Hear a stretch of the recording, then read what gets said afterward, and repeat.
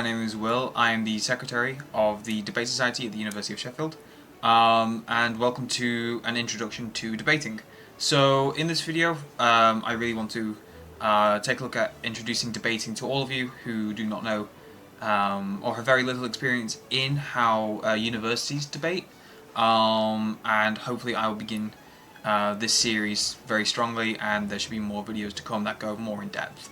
So what do we actually do at university level? So at university level we do something known as BP debating. BP stands for British Parliamentary. It's a debating format that is divided between the government bench and the opposition bench.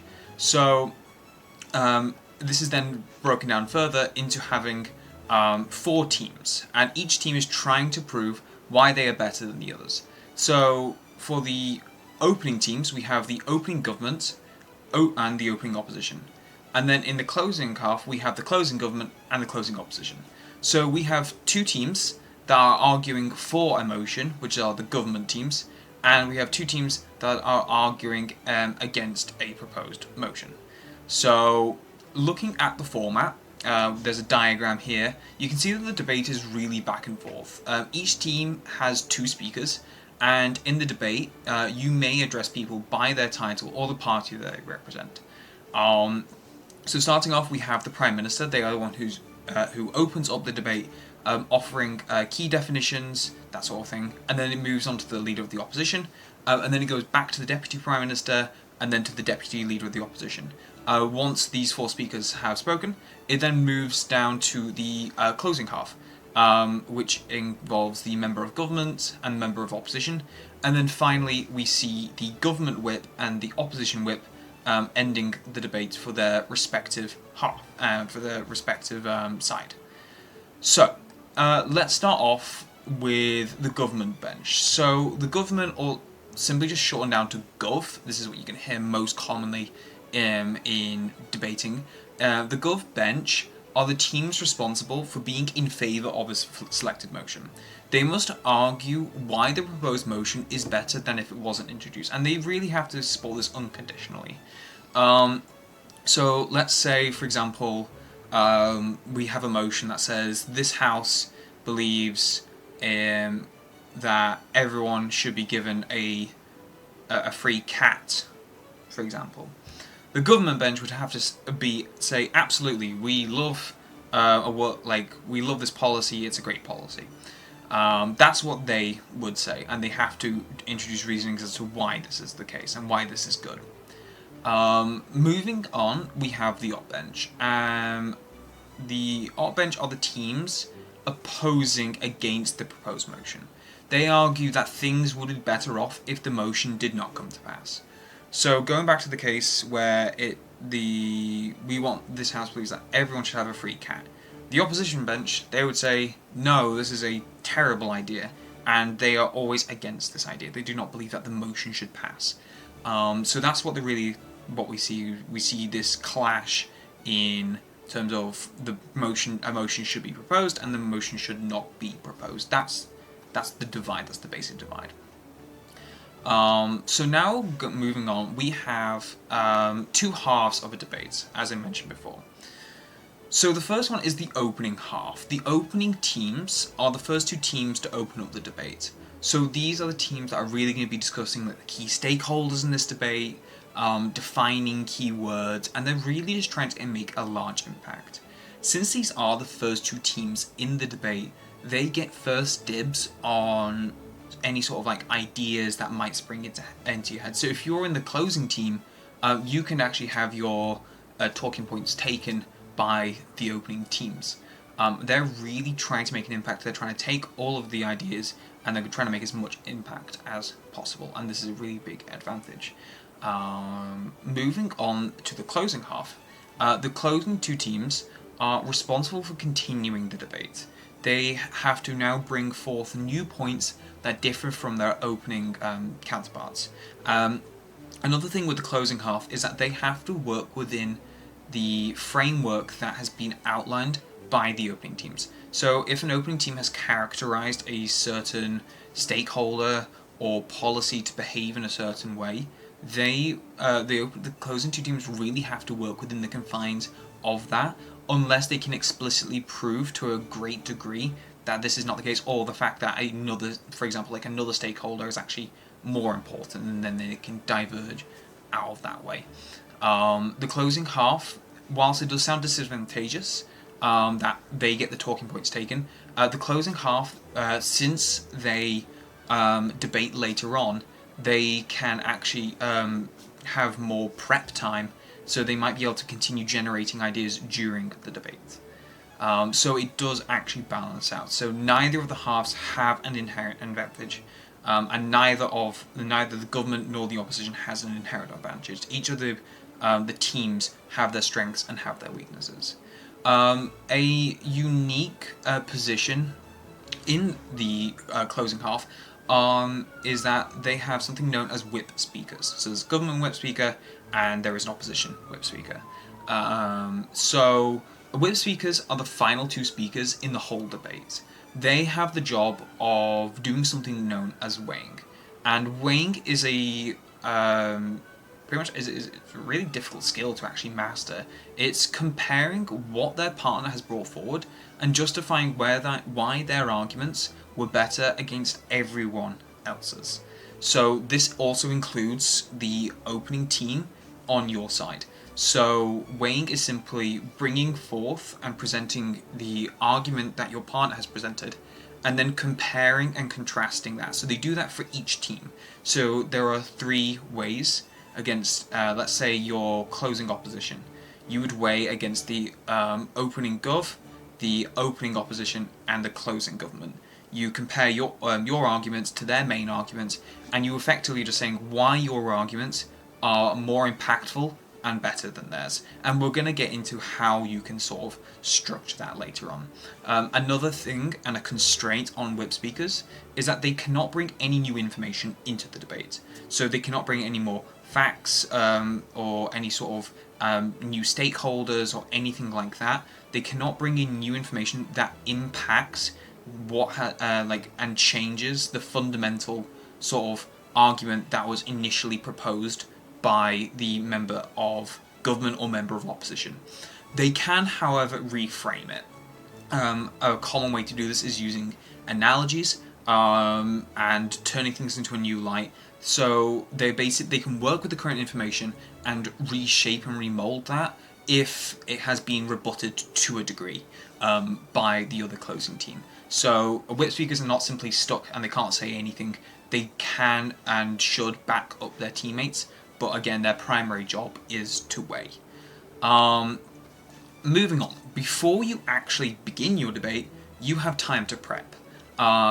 So unlike other debating formats, and what you might see online where people can come in 3 days, a week beforehand with information, facts, figures, in BP debating, you don't have this privilege. You have 15 minutes from when the motion is released and you know what the motion is, to start to generate ideas with your teammates. A really good recommendation is to actually have a template that you can use. So what I really like to do is I like to use I have a offline Google Docs file that basically shows me the template and we can discuss the template and how we can structure that later in the video. But you might use a template, and that can really help organize your thoughts and organize all your points. But what you can't do is you cannot access the internet. You cannot search up facts, you cannot search up figures, any sort of key definitions. You can ask the judges if it is complicated enough, but more than likely a judge is going to say that is supposed to be defined in the debate. Another big thing, I know many of you really like to use it, but we are in a debate. The whole point of debating is to test your skills, to test your knowledge, and to test simply how well can you think under pressure, and it really makes you creative. So utilizing artificial intelligence to generate your points is against the rules, and it's also more than likely going to make you end up in last place. As amazing as artificial intelligence is, a lot of it is very, very good at fabricating and simply making very bland and not in-depth information. It doesn't have the impact a human can have. A lot of debating can be about raw emotion, and that's a very powerful point in debating. And artificial intelligence is not going to supply that to you. We can also simply tell when someone's argument is constructed by an AI. It's very easy. They have even if you ask it to change, the format is roughly going to be the same. So no internet, no AI in your prep time. Now moving on. So the components of your speech. Your speech is going to be... So it really depends. In some societies, depending upon the difficulty, time, your speeches might last 5 minutes. But more than likely, they're going to last 7 minutes. And this is what is standard in debating competitions. So your first minute, so from 0 seconds to 1 minute, this is something known as protected time. This is a time that cannot be interrupted by absolutely anyone or anything. And your final minute, so from 6 minutes to 7 minutes, you have your protected time. So what is actually going to happen in that 5 minutes that's unprotected? What does that mean? So in this time, you can be asked things known as POIs and POCs. So what are these? A POI stands for a point of information. It's a question a member only from the opposing bench can ask. So someone from your bench cannot ask you a question, cannot ask you a POI. This member can ask it about absolutely anything that they want, but it cannot be more than 15 seconds. If it's more than 15 seconds, the judges will dismiss. And it's very similar to a point of clarification, the slight difference being this is more question on that is asked for definition clarification. Most likely, you are never going to encounter someone asking a point of clarification. The simple reason being that if the opposing bench can simply clarify this in their own speech and ask it for their benefit, rather than you defining it because you forgot. So with points of clarification, very, very rare. POIs are very, very common throughout debates. You're going to get plenty of POIs. So there are 3 ways you can really manage a POI. The first one is you can simply accept the POI. Second one is you can just outright reject it. The third one is you can dismiss it until later. Those are really the main ways in which you deal with the POI. It's recommended you take about 2 to 3 POIs. Please don't spend all your time in your debate answering POIs. Remember, you're here, you're trying to forward your argument for the judges. So if the judges are just simply getting answers to useless POIs, that's not a really good speech. You want to make sure you constrain that, and you may also tell your preferences to everyone before. So if you would like a verbal POI, you can say that. If you want people just to raise your hands, they can do that as well. Make sure you're clarifying that and making sure you're as comfortable as you can be, because debating can be stressful and you don't want to add additional stress. And this then ties into the final point on POIs, is a concept known as badgering. This is when someone repeatedly asks POIs again and again and again. It is frustrating and no one likes it. No one likes someone who badgers, so the judges will intervene, or you can simply tell them you're not going to accept any more POIs and that they should stop talking to you. Anyway, moving on. So in debating, in BP style, everyone has their own unique way of debating. Debating is something personal and unique to everyone, but people generally follow this specific format. It works well, it's very clear, the judges understand what you want. You will obviously alter it as you move on. You might do some things more, some things less. You might even add your own unique components that are not listed here. But for general beginners, this is a really good step for beginning to develop your own style. So debating and your speeches can be broken down into 4 key components. Firstly, the opening statement, the rebuttals, arguments, and your closing statement. Let's start off with the opening statement. The opening statement is simply something where you're clearly defining your team's stance and affirm what your talking points are going to be. This really should not take more than 30 seconds, a minute at maximum if you have a lot to say. And it's during this time where this can really make or break your debate, and your speech entirely, simply from your opening statement. Now, I'm not saying you have to have a Bosio, world champion debate opening that makes everyone gasp. What judges are looking for is judges are simply looking for you to clarify exactly what you're debating. What stance are you going to be taking?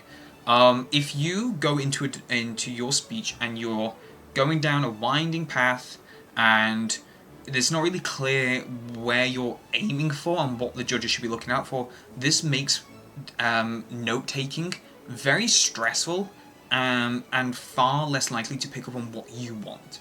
If at the start of your speech you clearly say, we agree with this or we disagree with this, and the 3 talking points are going to be A, B, and C, that makes the judge's life 10 times easier. You don't need anything complicated.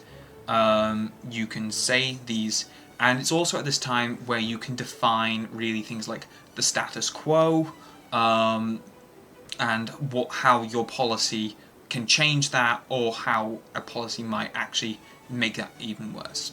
It's really just this is like a time where you can contextualize the debate. Moving on to rebuttals. So once you've created your opening statement and the judges know exactly what's going on, you can move into something known as rebuttals. This can be really quickly. The only position really not going to be doing this is the Prime Minister, because they don't have anyone to rebut yet, because they're the first ones to speak. They can offer pre-counter rebuttal, but this is not usually advised until much later on in your speech. So anyway, rebuttals. So rebuttals are statements made to refute an accusation. Rebuttals must clearly be stated and discussed on why the claim points are incorrect. So you cannot simply say, well, I mean, you can, but it's not advised to say in a rebuttal, this point is wrong. And then you move on to your speech. As much as we'd all like to believe that, you need to show evidence as to why it's wrong. So you need to say, the point that the government, the Prime Minister, introduced is wrong for this reason, and it will lead to this.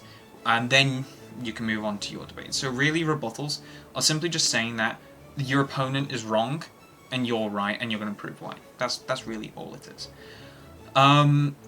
Very quickly, when it comes to rebutting, this is really, really important in the closing teams, is a concept known as knifing. Knifing is when you're making claims and arguments that refute or directly contradict arguments made by your same side in the debate. So if your teammate is relying upon the framework designed by the opening team, your opening team on your bench, and then you suddenly decide that you hate this and that you want to change it, that's called knifing, and your points are just simply not going to be considered. So you might now be beginning to wonder, well, okay, if I can't disagree, I clearly can't disagree with my opening team, how on earth am I supposed to weigh against them? A really good way to circumnavigate this, throwing mad shade at your opening team, whilst also strengthening your own point, is you can say, whilst X point brought forward by the opening team was good and we agree with it, the point that we're bringing forward is far more important, far more impactful. So you're not saying they're wrong, you're just saying that they're not as meta as you, and that you're better. Moving on now to the juicy part. This is the steak of your debate, or vegan steak if you are vegetarian or vegan.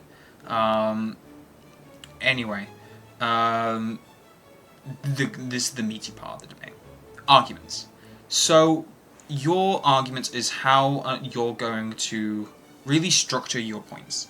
A framework that was originally used was something known as the STOMP acronym, but the O was omitted and didn't mean anything.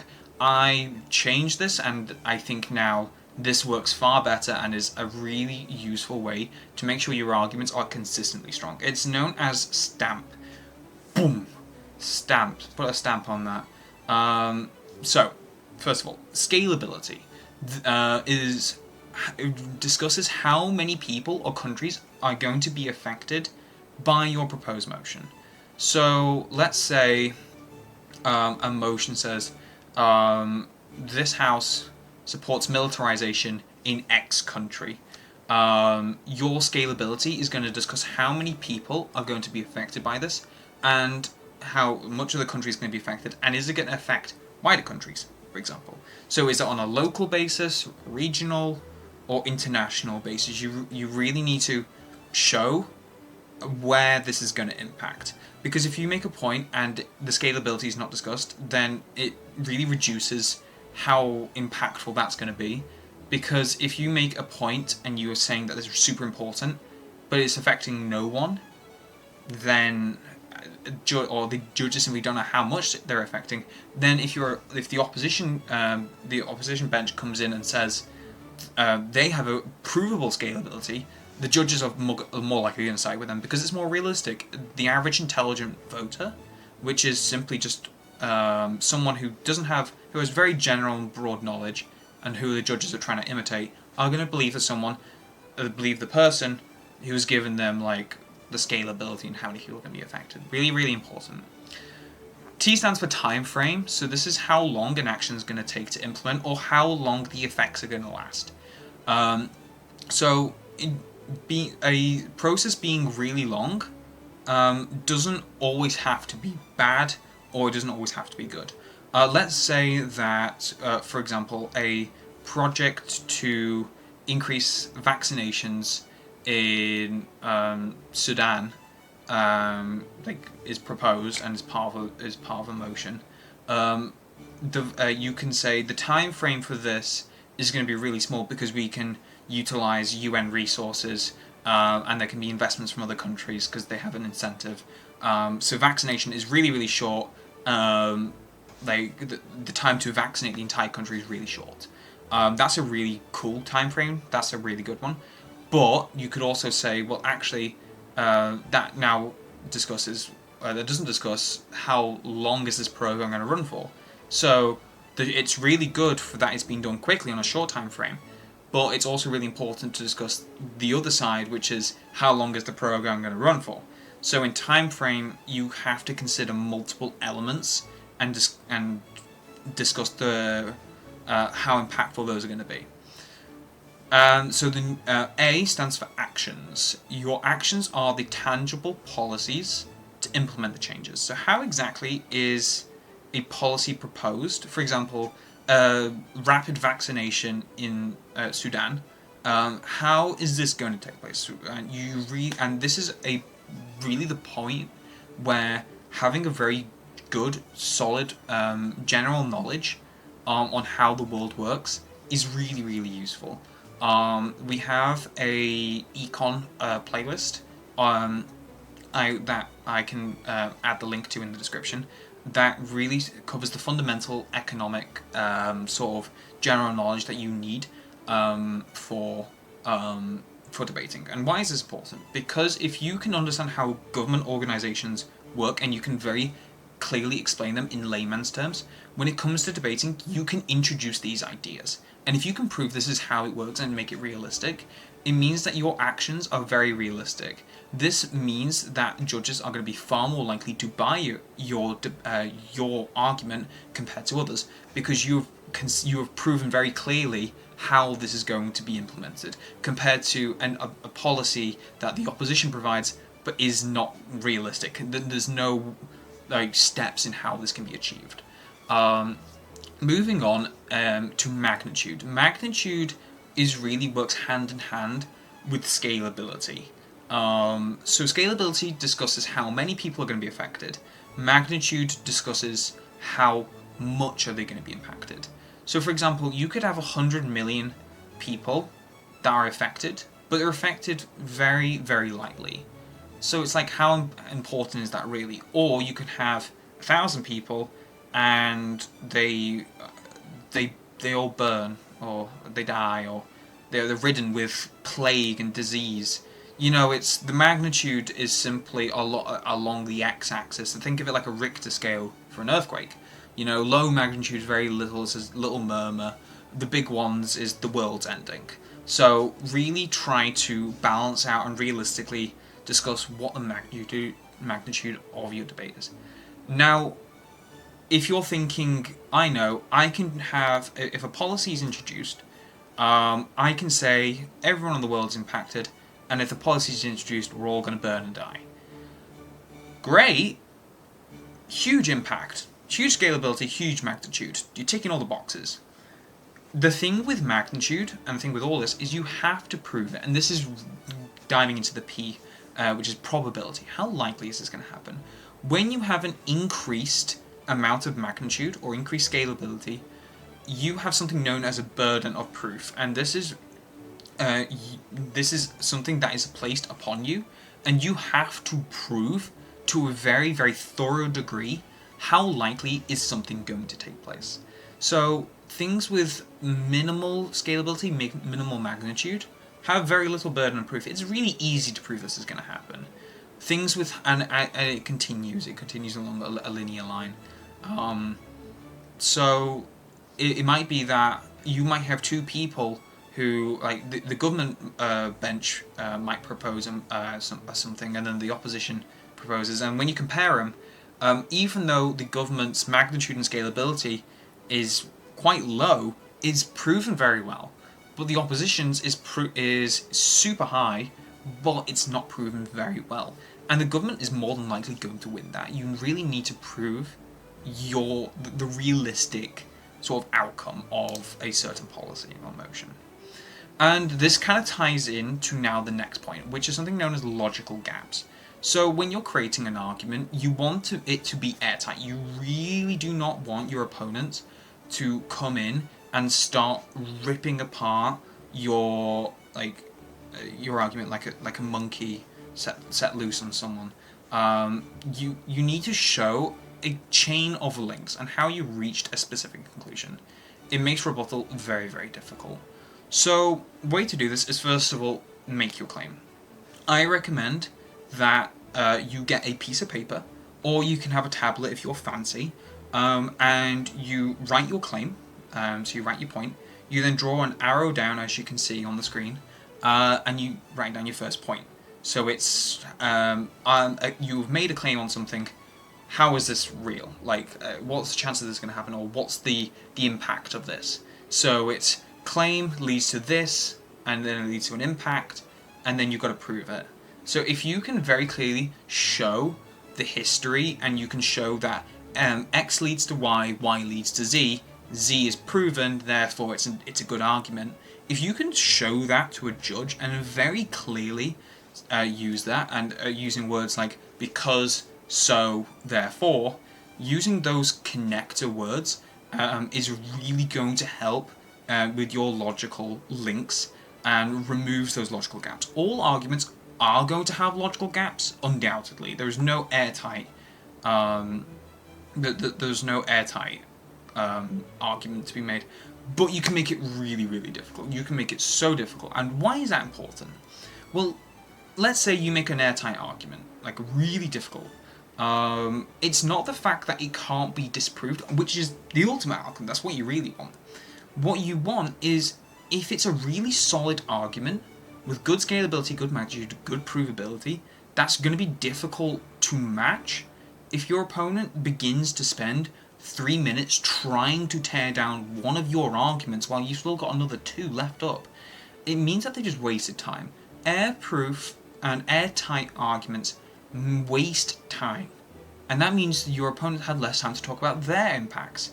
So even if you could be like in favor of the most diabolical thing, but because it's logically linked, they have to waste time on nonsense, and that's great for you. So always make sure that your arguments are very clearly outlined on how you reached a conclusion. Don't claim and conclude. Claim, prove, then conclude. Moving on, this to being derivative. So, what is being derivative? What does that mean to be derivative? Being derivative is when you're making arguments that are not original enough to be considered their own unique points. So this applies more towards the closing teams. So let's say opening opposition makes a claim, makes 3 claims, and then closing opposition, they couldn't think of anything else, so they try to add some new points to it, but it's still fundamentally the same point, and the impacts and scalability magnitude, the stamp is roughly the same. Same with the logical links.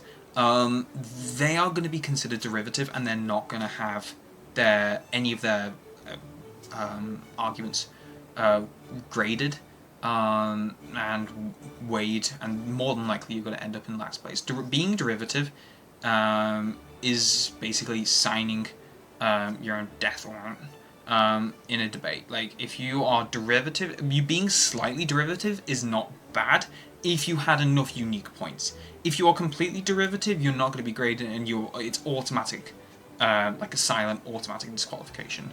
But there is a difference between being derivative and having a extension. If a opening team makes a point but really does not expand upon it, and there is a incredible amount you can add to it that makes it its own unique point that's very different, then you can actually do that. It can be a very risky strategy. You really need to make sure that what you are saying and arguing for is not the same as what was proposed by the opening teams. So finally, we've gone through everything, and now we're in the last part of your speech. This is your closing statements. This is the point where you need to drive in your impact. You need to reaffirm what you said and offered in your speech and why it mattered. So what we said in the opening statements, where you've got to make sure that you're very clearly outlining what your speech is going to cover. Now in your closing statement, you're going to reaffirm all those things. You're going to say, I covered this and it proved this. So I always like to go through is, I made point A, and because of X and Y reason, it had this impact, and this is good, or this is bad. Do that for all your points, and that's it. That's all you need to do. But if you want, some people always like to challenge their opponents and give them a specific question. Say, I made this point, and there is no way you can argue against it without contradicting this point that you made previously, or the fact that I have this argument, and you now have to circumnavigate that. Challenge your opponent. They don't have to take it, but it's a really good way to get into someone's head.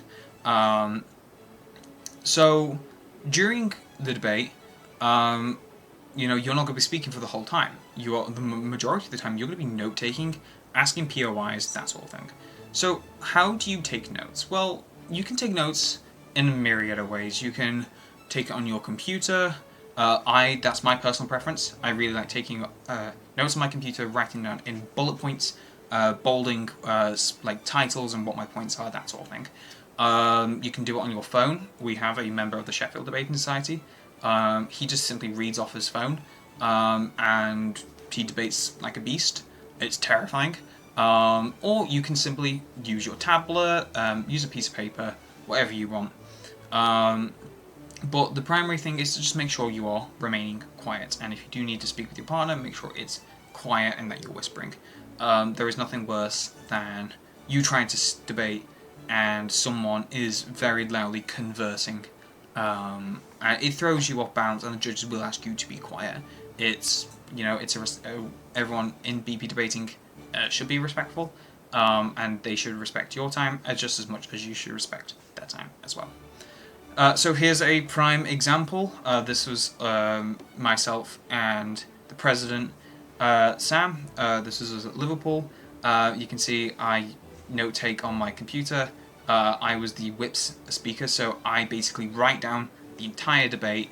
and Sam is there trying to construct arguments for him, which I will then take down, and did take down later on. So yeah, thank you all so much for watching. I know this is like a really long introduction, but I hope I did cover the basics in detail, and if there are any points that you're confused about, you can just rewatch specific parts of the video that you need. I do recommend, because I don't know how frequently I can upload these videos, to check out the University of Manchester Debating Society. They have phenomenal resources on their YouTube page. They go through so many different topics, and they really helped me become a great debater, and I'm sure that if you're interested in getting better, you would really enjoy their content as well. You can also check out other student bodies, the student unions. Check out our Instagram. We do post different types of components of BP debating, so that might be discussing fallacies, or it might be understanding key terminology, that sort of thing. And I will also make sure that I link the econ playlist, so you can quickly watch through. These videos are super quick, super short, but they are really useful for your debating career. So I hope to see you all, either in person or at competitions. And yeah, happy debating everyone, and I will hopefully see you soon. Bye.